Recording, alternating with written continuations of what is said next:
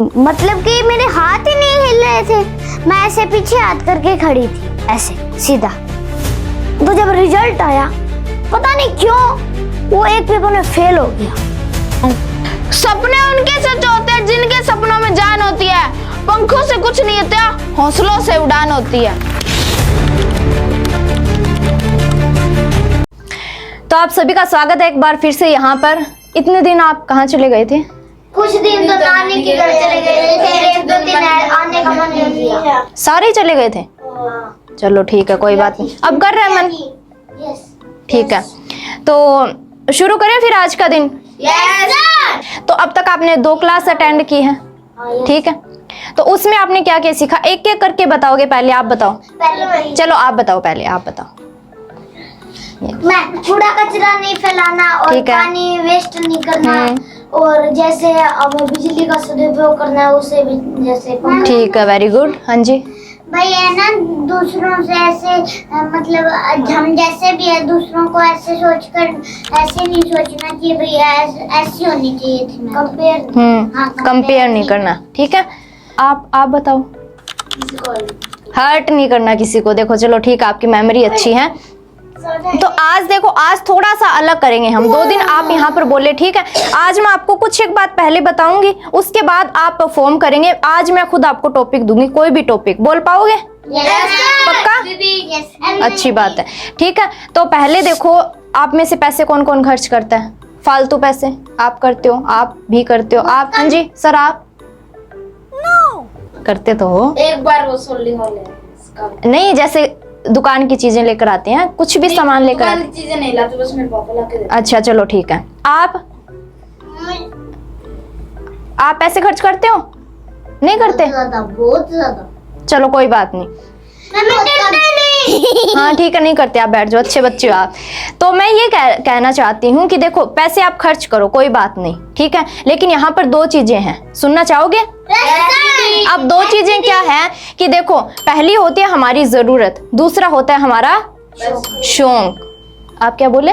पैसा। चलो कोई बात नहीं, ठीक है? तो आप जिंदगी में हमेशा ध्यान रखना, अगर आप अभी से पैसे की बचत करना शुरू करोगे, ठीक है? आपको पता है ना, महंगाई बढ़ रही है, आगे बढ़ेगी या कम होगी? बढ़ेगी। तो पैसे चाहिए या नहीं चाहिए? चाहिए। अगर सेव करके रखेंगे तो वो आगे काम आएंगे या नहीं आएंगे? आएंगे काम। पक्की बात है? 100% श्योर हो? ठीक है। तो पैसे बचाना कौन कौन चाहता है ये बताओ? आप सारे बचाना चाहते हैं, मैं भी बचाना चाहती हूँ, ठीक है?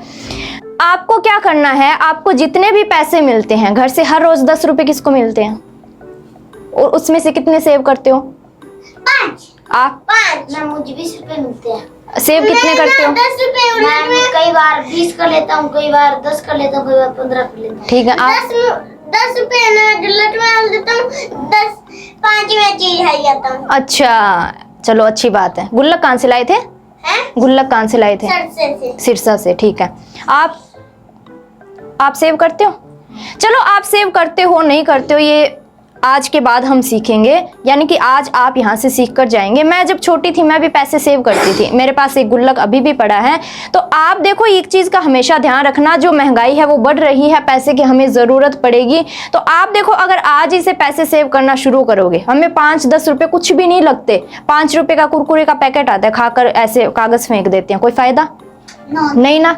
10 रुपए की चॉकलेट, जैसे हम कोई जैसे पिज्जा वगैरह खाते हैं, उसका ना खाते हुए टेस्ट आता है, उसके बाद कुछ नहीं, बाद में तो पेट में जाकर खराब ही करता है, खराब करता है ना। तो देखो, सबसे ऐसा भी नहीं होता कि बार-बार टेस्ट आता है। हाँ, सबसे इम्पोर्टेंट बात क्या है कि आज हमें इन पैसों की वैल्यू नहीं पता लगेगी। 5 रुपए क्या मायने रखते हैं?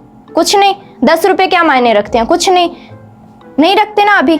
लेकिन आप सोचो, आप हर रोज 10 रुपए इकट्ठे करते हो, 1 महीने के कितने हो गए? 300 हो गए। 1 साल के कितने हो गए? 3650। चलो ठीक है। और फिर यही पैसे 10 साल बाद सोचो कितने हो जाएंगे?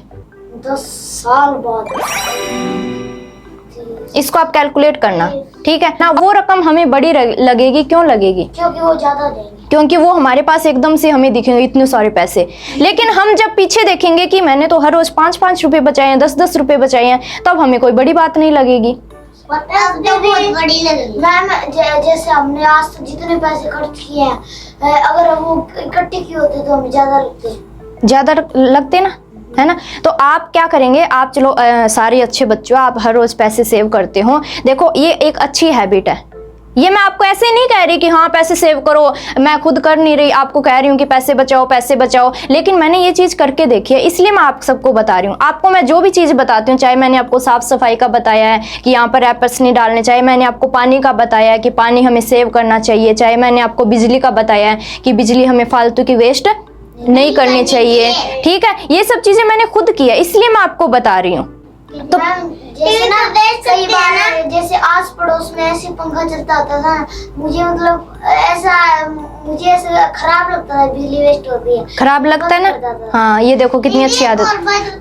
हमारे टीवी तो देख सकते हैं, हाँ टीवी देख सकते हैं कभी कभी, बहुत कम। हाँ दीदी आज है ना हमारे सर ने एक लेसन पढ़ाया था। हाथ आगे करो, ऐसे खड़े हो, कॉन्फिडेंस के साथ खड़े हो। एक लेसन पढ़ाया था, छोटी बातें बड़े काम की। उसमें था भाई है ना, आपको बिजली का दुरुपयोग नहीं करना चाहिए, ठीक है। तो पर है ना सर ने ऐसे बोला था भाई, जब भी कोई भी कमरे में पंखा चलता हो, उस कोई ना बैठा हो तो पंखा बंद करना चाहिए। लेकिन जब हम क्लास से बाहर जाते हैं तो वो सर तो पंखा बंद करते ही नहीं थे। अच्छा, मैं कई बार कर देती थी। चलो कोई बात नहीं, अच्छी बात है। या हो सकता है सर कभी कभी भूल जाते होंगे, मिस्टेक हो, ये जिम्मेदारी बच्चों की उनकी क्लास। हाँ चलो कोई बात नहीं, वो तो देखो सर भूल जाते हैं। हाँ भूल जाते हैं, देखो सर भूल जाते हैं। अब जैसे देखो आपकी क्लास है तो क्लास में सभी की जिम्मेदारी है, एक कोई भूल गया तो दूसरा बंद कर दो, मान लो टीचर भूल गए तो आप बंद कर दो, आप भूल गए तो मान लो टीचर बंद कर दे, इसमें कोई बड़ी बात नहीं है। देखो अब यहाँ पर दो चीजें आती है, मैं आपको पैसे वाला पॉइंट बता रही थी, आप सीधे बैठ जाओ। आपके मन में ये सवाल आ रहा होगा कि चलो पैसे की बचत तो कर ली हमने, लेकिन हम शौक कब पूरे करेंगे, फिर पैसे बचाते रहेंगे तो शौक कब पूरे करेंगे?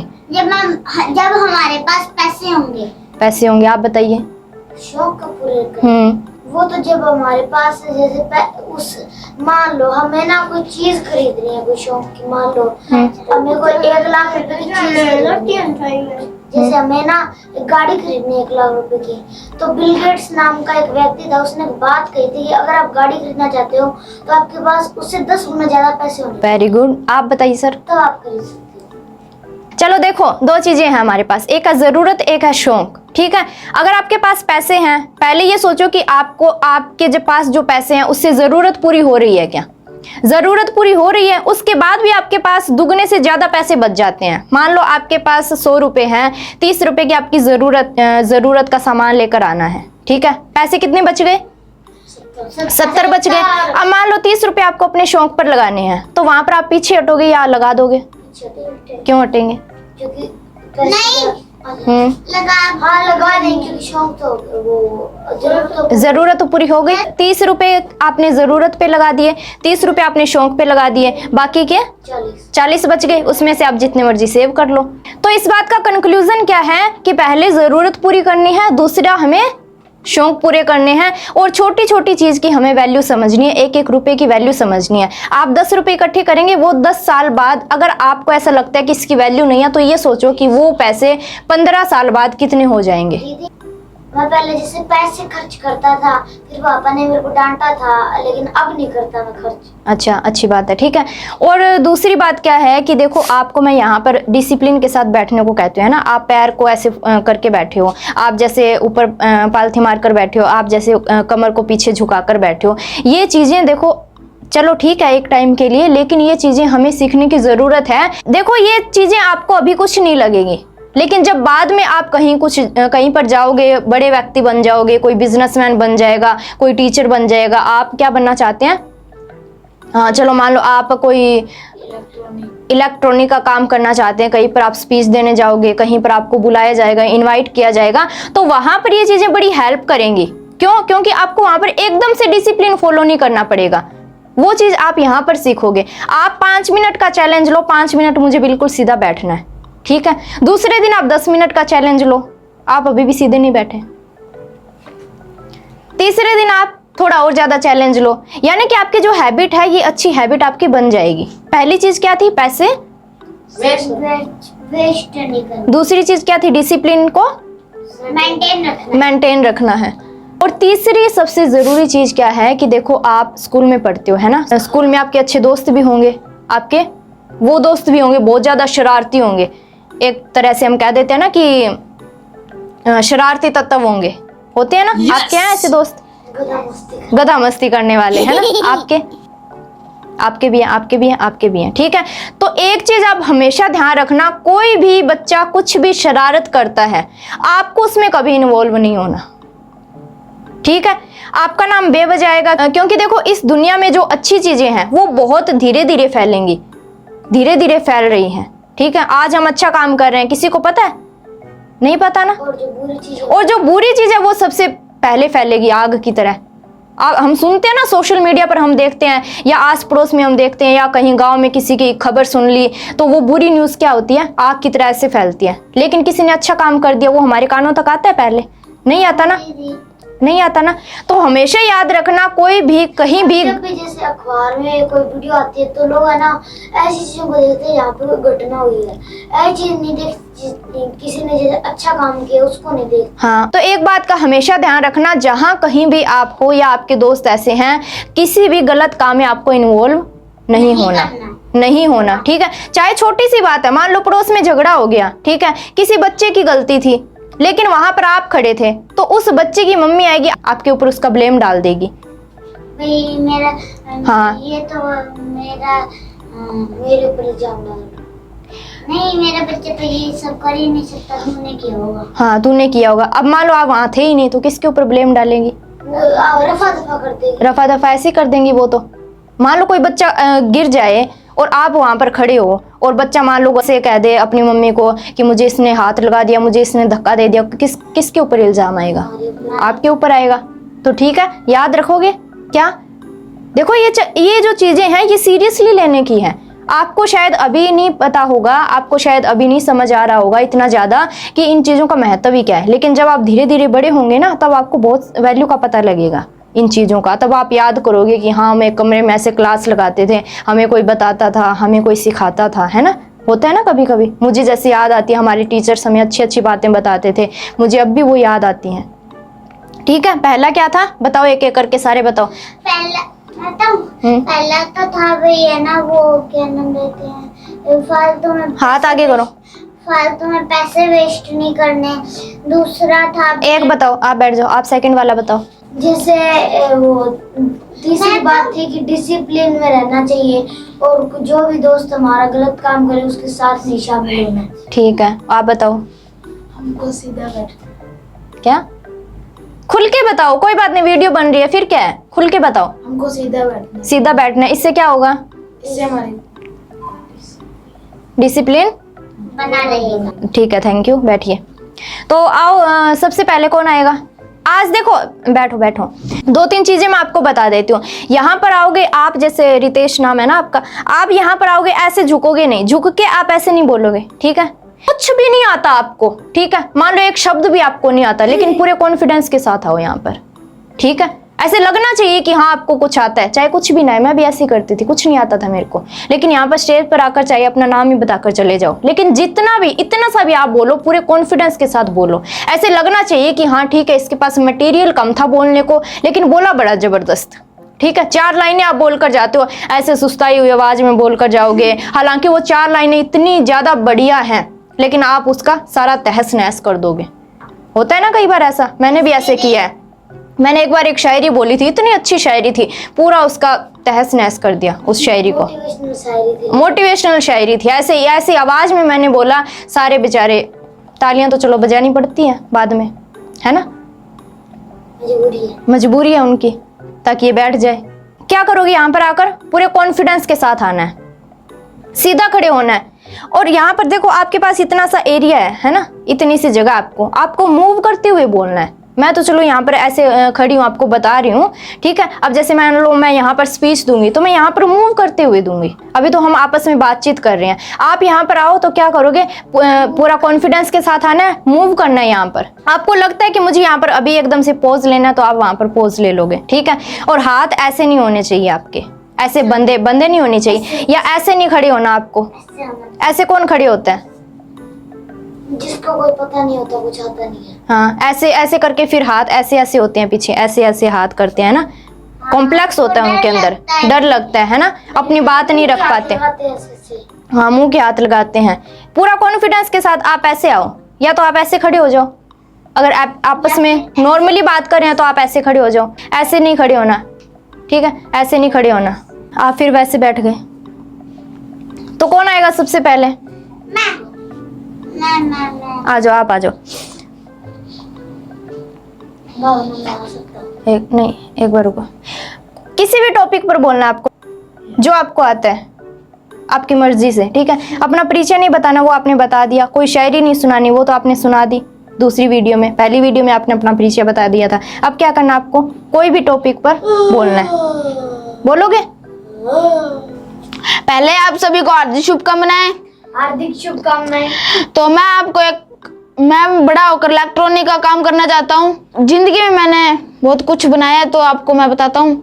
मैंने एक वाटर पंप बनाया था, पानी चकने वाला, उठाने वाला, और मैंने एक वो कूलर बनाया था, फैन वाला, वो पानी वाला, और मैंने एक कार बनाई थी। एक बार मैंने स्पीकर भी बनाया था, जिसको मैंने फोन से अटैच करके बजाया था। तो मैं ना कल रात को सोल्डिंग कर रहा था, मोटर की पावर बढ़ा रहा था। हाँ, जब मेरे पास दिशांत आया, उसने कहा कि है ना भाई, ये देख मेरी मोटर के क्या रहा है, ये इसकी तार जोड़ दे। मैंने उसकी जोड़ दी। पहले हमको सोल्डिंग वायर वो करनी है गरम, उसके बाद में हमें वो सोल्डिंग वायर के वो तार लानी है, वायर। उसके बाद में हमको पेस्ट ले आना है, उसके बाद हमें वो पेस्ट में लगाना है वायर। उसके बाद में हमें सोल्डिंग वायर पर लगाना है वो तार। उसके बाद में हमें जिस चीज़ की हमें करनी है, पहले उसके तार के लगाओ सोल्डिंग, उसके बाद उसकी मोटर, फिर उसके ऊपर कर दो। इससे हमें हमारा तार तो जुड़ जाएगा। इसके बाद हम, जैसे मैंने एक वाटर पंप बनाया था, जैसे आपको थोड़ा बहुत हिंट दे देता हूँ। पहले आपको एक मोटर लेनी है, डीसी मोटर। उसका आप एक ढक्कन लेना है, बोतल का या किसी छोटा। उसके बाद हमें वो पीछे वाला वो गोल सा होता है ना, पीछे वाला वो ढक्कन के पीछे गोल सा होता है ना, उसको हम ऊपर ऊपर काट लेते हैं। उसके बाद हमें छोटी छोटी वो पंखी बनानी है, गोल थोड़ी थोड़ी टेढ़ी। उसके बाद में हमको इनको चिपका देना है फेविक्विक और फेविकोल से। उसके बाद में हमें ढक्कन के एक होल निकालना छोटा सा, जैसे वो डीसी मोटर में फिक्स हो जाए।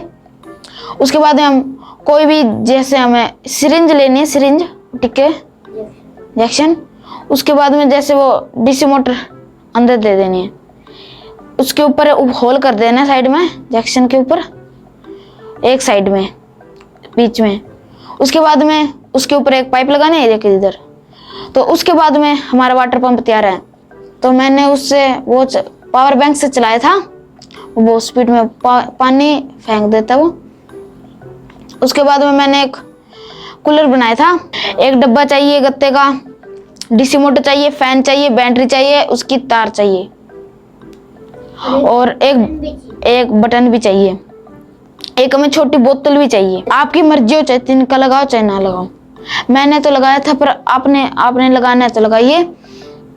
उसके बाद में मोटर की फैन लेना, फैन।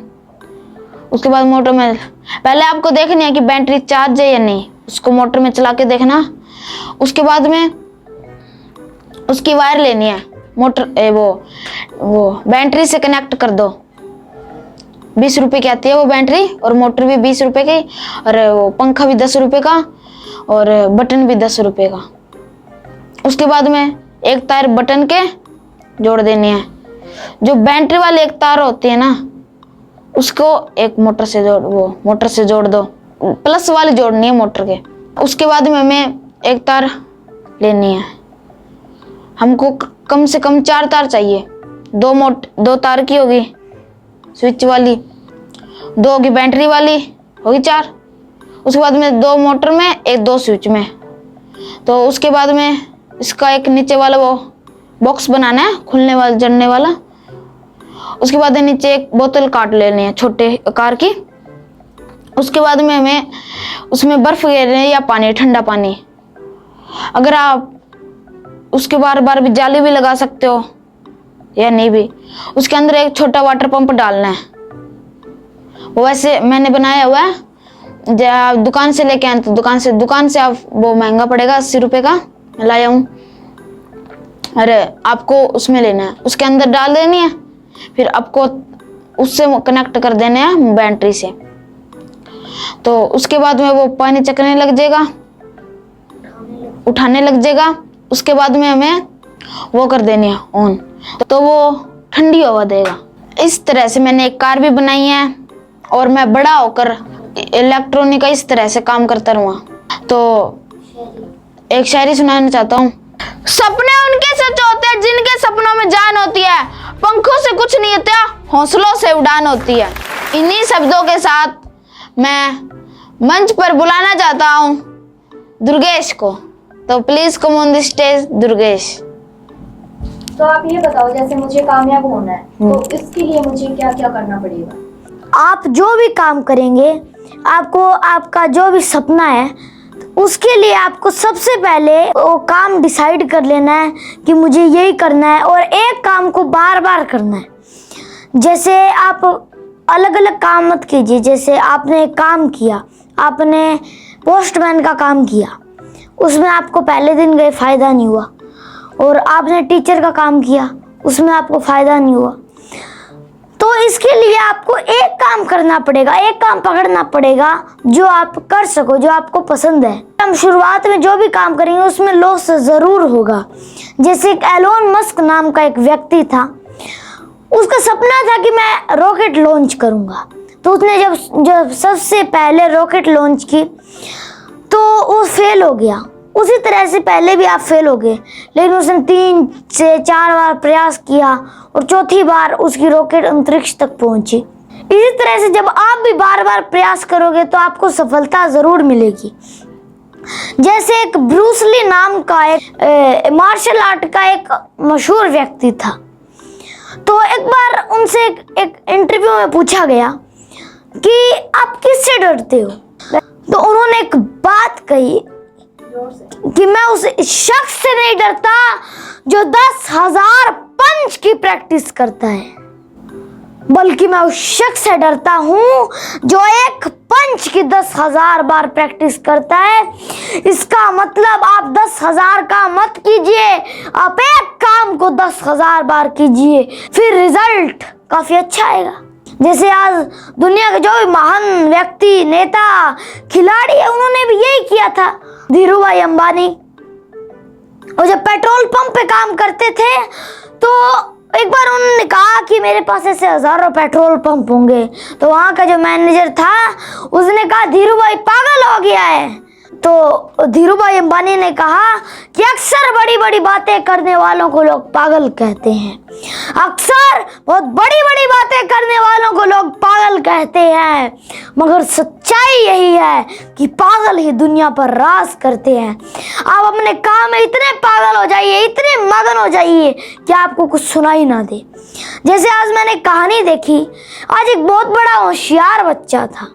वो हर बार जब भी कोई एग्ज़ाम देता, हर बार प्रथम आता। तो उसके 12वीं के एग्ज़ाम होने थे, तो गांव वालों को पता था कि यही फर्स्ट निकलेगा, यही प्रथम आएगा। तो उसने एग्ज़ाम दे दिए। तो जब रिजल्ट आया, पता नहीं क्यों वो एक पेपर में फेल हो गया। तो लोग उसे ताने देने लगे, उसे बातें सुनाने लगे। जब भी वो कहीं पर काम जाता, कहीं पे खेत में जाता, तो लोग उसे ताने देने लगे। तो वो अपने गुरु के पास गया, उनसे पूछा कि मैं गुरुजी जब भी बाहर निकलता हूँ तब लोग मुझे ताने देते हैं। तो गुरुजी ने कहा कि आप एक लोटे में दूध डाल लीजिए, और आप जब चलोगे तो आपका ध्यान उसी पे होना चाहिए ताकि उसमें से एक भी बूंद दूध ना गिरे। तो वो जब चलने लगा, उसका ध्यान लोटे पर था कि दूध ना गिरे। तो उसको आसपास की बात सुनाई नहीं दी, क्योंकि उसका सारा ध्यान उस लोटे पर था। इसी तरह से आप भी अपने काम में इतने मगन हो जाए कि आसपास की रुकावट आपके पास ना आए। एक बार की एक बात बताता हूँ। अर्जुन का एक बार एक इम्तिहान था। उनके साथ एक और व्यक्ति भी था।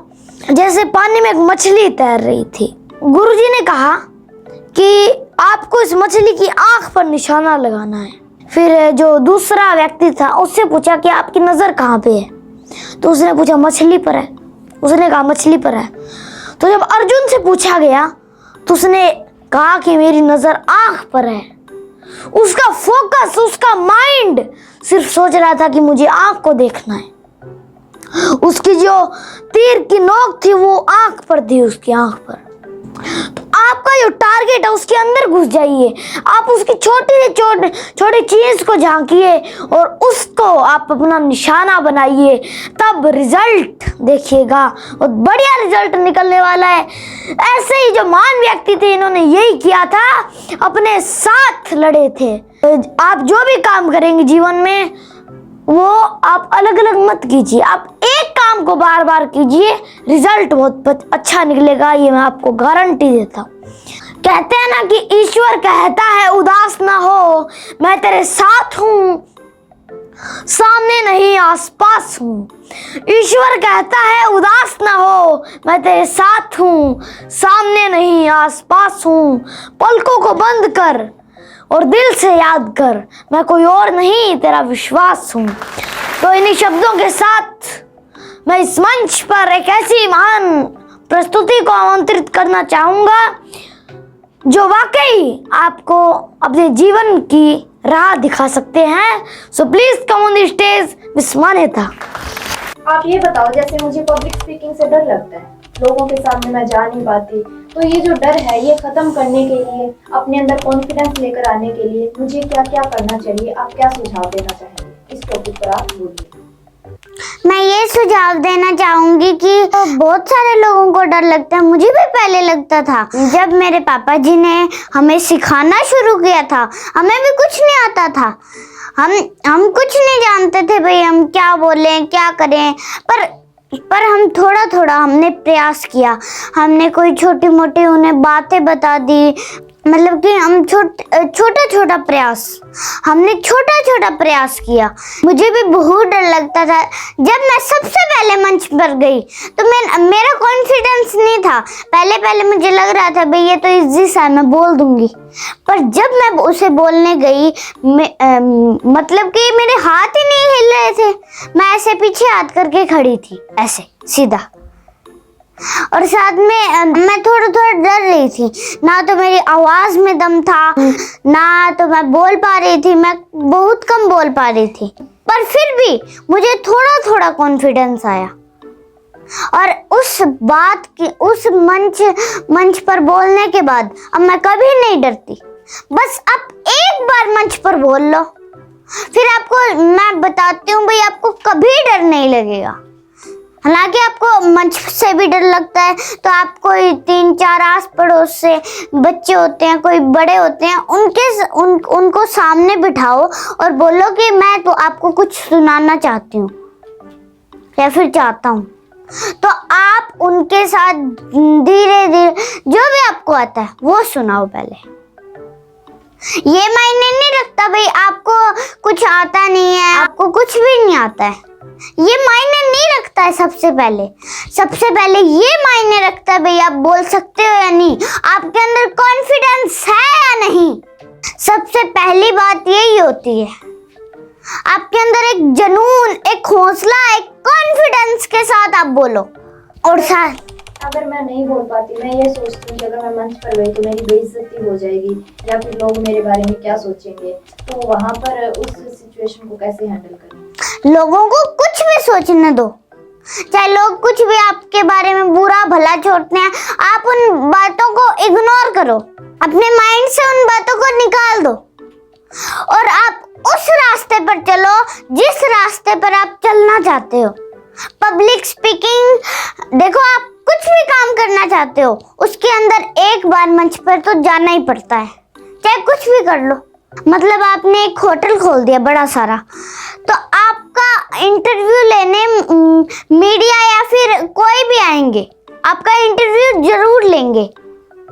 और जब आपका इंटरव्यू लेंगे तो आपके अंदर एक कॉन्फिडेंस होना चाहिए।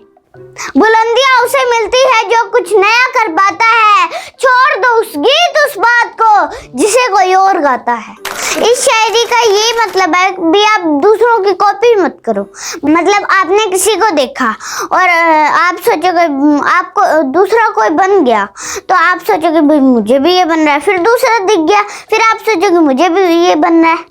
तो ऐसे हर एक काम नहीं होता, करो तो अलग करो।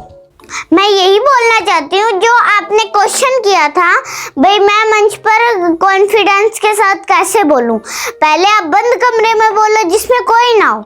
आप बंद कमरे में बोलो जितना भी आप बोल सकते हो, 5 मिनट बोलो, 10 मिनट बोलो। फिर आप 3-4 लोगों के साथ 15-20 मिनट बोलो। फिर आप बाद में मंच पर मैं जरूर कहती हूँ आपको एक बार मंच पर डर लगेगा, फिर कभी नहीं लगेगा। मेरे साथ भी ऐसा ही हुआ था। मैं पहले क्या करती थी, मुझे भी डर लगता था किसी के सामने बोलने पर। मेरे भाई, मैं और मेरे पापा जी छत पर आते थे और मेरे पापा जी बोलते थे भाई आप ऐसा सोचो भाई इस कमरे में कोई नहीं है, इस कमरे में कोई आपको देखने वाला नहीं है। तो फिर जो भी मुझे आता था मैं बोल देती थी और फिर धीरे धीरे मैं इस मुकाम तक पहुंची हूँ। आपको सबसे पहले क्या करना है, आपको बंद कमरे में प्रैक्टिस करनी है, फिर 3-4 लोगों के साथ, फिर आप मंच पर जरूर बोल सकते हो। धन्यवाद। देखो कितनी अच्छी बात है। मैंने तो सोचा था कि आप बोल ही नहीं पाओगे, क्योंकि मैंने आपको रैंडमली कोई टॉपिक दिया था, है ना रितेश? आपको क्या दिया था? आप क्या बोले थे? इलेक्ट्रॉनिक के बारे में। देखो आपका प्लस पॉइंट एक ये है कि आप जितना भी बोले, आप जैसे बीच में रुके नहीं थे। चलो थोड़ा बहुत रुके थे, लेकिन मैंने सोचा कि आप बोल ही नहीं पाओगे, क्योंकि रैंडमली जब हमें कोई टॉपिक दिया जाता है मंच पर तो हम नहीं बोल पाते, है ना? तो आप बहुत अच्छी तैयारी कर रहे हो, बहुत अच्छी प्रैक्टिस कर रहे हो। इसको ऐसे ही जारी रखना। यही होता है देखो प्रैक्टिस करना। ऐसे नहीं है कि एकदम से बहुत सारे लोगों के सामने चले जाएं, हम वहाँ पर जाकर हु अल्लाह करने लग जाएं, बोलने लग जाएं, शब्द हमारे पास है ही नहीं। ये जो प्रैक्टिस है यही हमारे लिए बहुत बड़ी मंच है, यही हमारे लिए बहुत मायने रखती है। आप मान्यता किस पर बोले थे? आपको मैंने कौन सा दिया था? हाँ, पब्लिक स्पीकिंग का डर कैसे दूर करें। तो मैंने भी नहीं सोचा था कि आप इतना अच्छा बोल पाएंगे। दुर्गेश ने बोला था, कौन सा टॉपिक बोला था? जीवन में कभी हार नहीं माननी चाहिए। हाँ, मैंने आपसे क्वेश्चन किया था कि मैं जीवन में कामयाब होने के लिए मुझे क्या क्या करना चाहिए। आपने भी काफ़ी अच्छा बताया था और मान्यता आपने भी काफ़ी अच्छा बोला था और रितेश आपने भी बहुत अच्छा बोला था। मैंने सोचा आप बोल नहीं पाओगे। लगभग 5 मिनट से तो ज़्यादा बोला था आप सबने अलग अलग, है ना? तो इस प्रैक्टिस को, चलो आपने 10 मिनट का बोल दिया। तो इस प्रैक्टिस को ऐसे ही जारी रखना हमेशा। जब भी आपको लगे कि मुझे प्रैक्टिस की ज़रूरत है, बंद कमरे में आना और ज़ोर ज़ोर से बोलना शुरू करना, जैसे मान्यता आपने बताया था। ठीक है, तो मिलते हैं एक और नए दिन के साथ कल। आज के लिए आप सभी को बहुत बहुत शुभकामनाएं और धन्यवाद। तो दोस्तों देखिए, ये सिर्फ पब्लिक स्पीकिंग नहीं है, क्योंकि पब्लिक स्पीकिंग बहुत ही ज़्यादा आसान है। उसमें क्या होता है कि हम जो लोगों के सामने बोलते हैं, जो डर हमें लगता है लोगों के सामने बोलने से, वो ख़त्म होता है। लेकिन आप देख रहे होंगे, आपने देखा होगा कि ये बच्चे जैसे वीडियो के सामने बोलते हैं, है ना, उसके बाद बहुत प्रैक्टिस करते हैं या उससे पहले प्रैक्टिस करके आते हैं घर पर, चाहे इनके पेरेंट्स करवाते हैं या ये खुद प्रैक्टिस करते हैं और ये काफ़ी अच्छी अच्छी चीज़ें सीखते हैं, उनको अप्लाई करने की कोशिश करते हैं। आप बताइए, आप पब्लिक स्पीकिंग सिर्फ पब्लिक स्पीकिंग है? आप यानी कि आप इससे क्या क्या सीखे हो 3 दिनों के अंदर? मैं इससे अच्छी अच्छी बातें भी सीखी हूँ। भावना दीदी ने काफ़ी अच्छी अच्छी मुझे बातें बताई, इससे मुझे काफ़ी अच्छी सीख भी मिली और साथ में इन 3 दिनों में मैं काफ़ी अच्छा पब्लिक स्पीकिंग बोलना सीख चुकी हूँ। और मैं जो बातें बताती हूँ सच बताना, आप उनको अप्लाई करते हो? यस दीदी। डिसिप्लिन वाला हो गया, जैसे साफ सफाई या जो भी बातें मैं आपको हर रोज 3 बताती हूँ। आपने पहले बताई थी 2 डेज में, उनको अप्लाई करती थी, पर आज वाली कल उनको भी अप्लाई करती। ठीक है, तो देखिए यही होता है प्लस पॉइंट कि जो हम बच्चों को सिखाते हैं इस उम्र में, अगर हम अच्छे से उनको सिखाएंगे, जो जो स्किल्स हम उनको बताएंगे, अच्छी आदतें सिखाएंगे, सबसे पहला पॉइंट ये है कि हम खुद उनको अप्लाई करें। अब अगर मैं खुद उनको अप्लाई करती हूँ तब मेरे पीछे पीछे ये लोग करते हैं, ऐसे नहीं करते ये लोग। अब अगर मैं इन बातों को अप्लाई नहीं करूंगी, मैं सिर्फ इनको भाषण दूंगी, तो ये नहीं करेंगे। लेकिन अगर मैं करती हूँ तब ये करते हैं। तो चलिए मिलते हैं एक नई वीडियो के साथ, तब तक के लिए आपका बहुत बहुत शुक्रिया। अगर आपको ऐसे यूजफुल वीडियो चाहिए, इन्फॉर्मेटिव वीडियोस चाहिए, तो हमारे चैनल को सब्सक्राइब कर सकते हैं। तब तक के लिए धन्यवाद।